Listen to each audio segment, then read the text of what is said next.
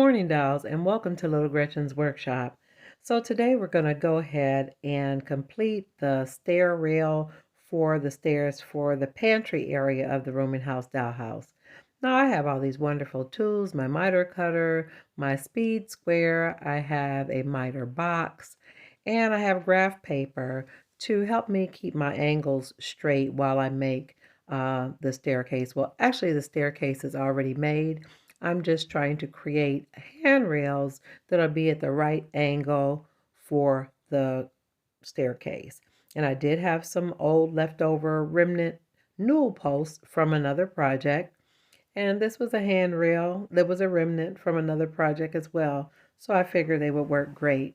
Now the miter cut was always already on the top of the handrail, so I didn't have to cut that.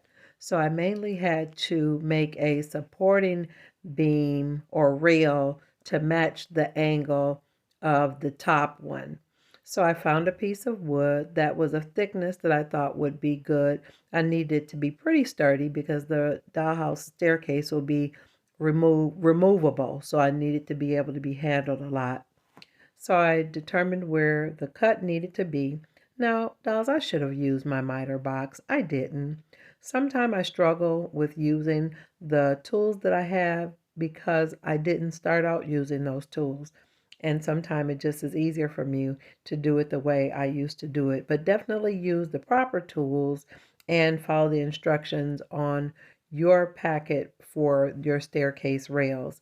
In this case, I didn't have a kit. These were remnant pieces that I was using to make this stair rail. So I had to kind of work out the details myself. So I thought that it looked really good with that angled piece that I cut for the bottom, but I did need some supporting pieces in the middle to stabilize the rail. And I had another piece of wood that was similar thickness to the one that I used for the bottom rail. So I decided that I would cut two pieces to put in between those rails. Now, I actually originally wanted to put three, but the wood was only long enough to do two. So I just did it. Now, after I felt comfortable with the angle of the second rail for the staircase, I prepared to glue it. Now, after I got the glue on the end, I just wanted to make sure that the angles looked right. Some things, it's definitely a more of a precise cut, but your eye will tell you if things are off. And if it looks off, you have to fix it. You can't leave it because your eye will always be drawn to it. So that's why I worked on this so long.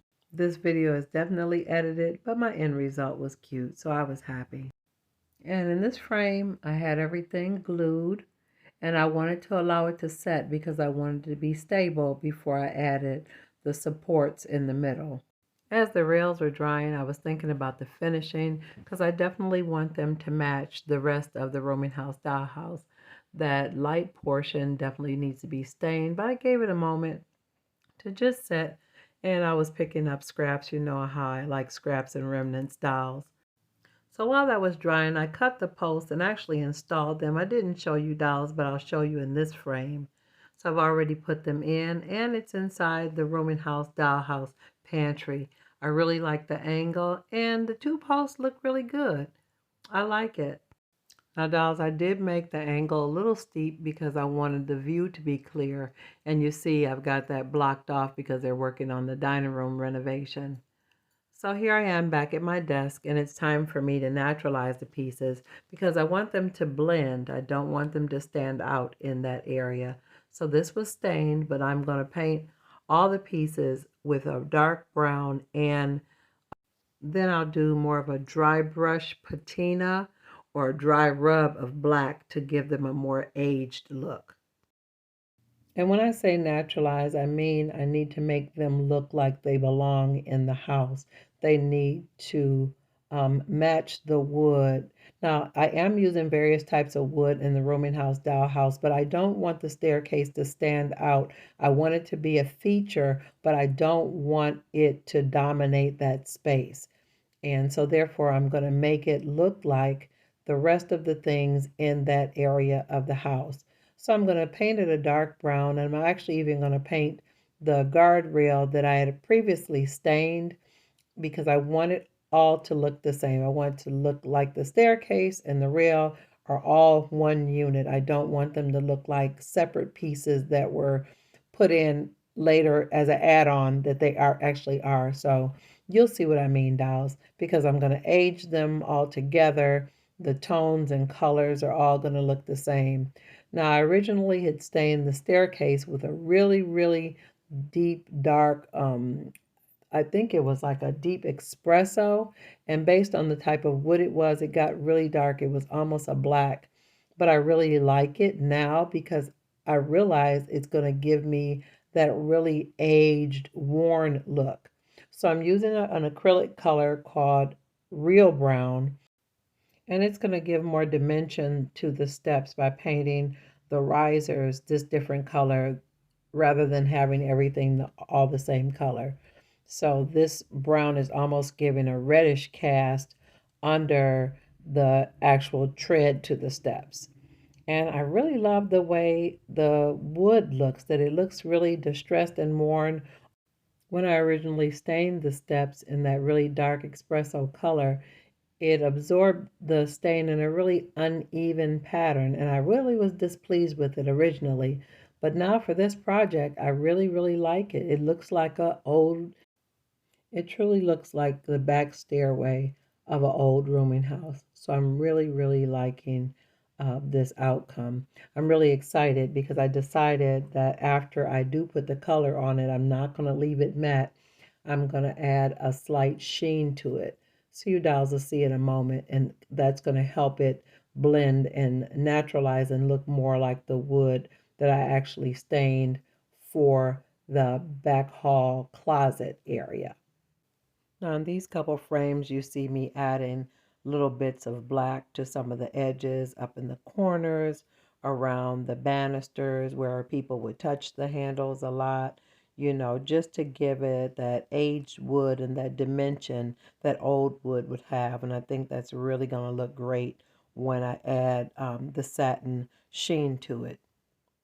So this was really just such a fun project, just a really fun part of the house. I had been dreading it for so long because historically stairwells and stairways always gave me the blues when it came to my dollhouses.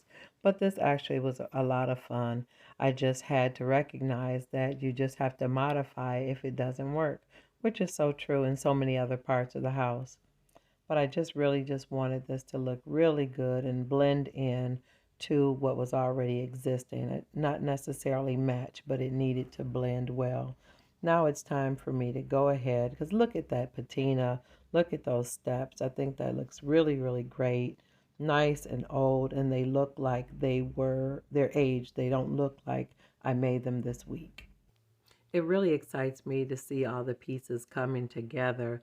I've had visions for this house for so long, and just to see them really come into fruition is really, really exciting, dolls. And I'm so glad you all are taking this journey with me. So now that that's dry, we can go ahead and put on our satin and make everything pop.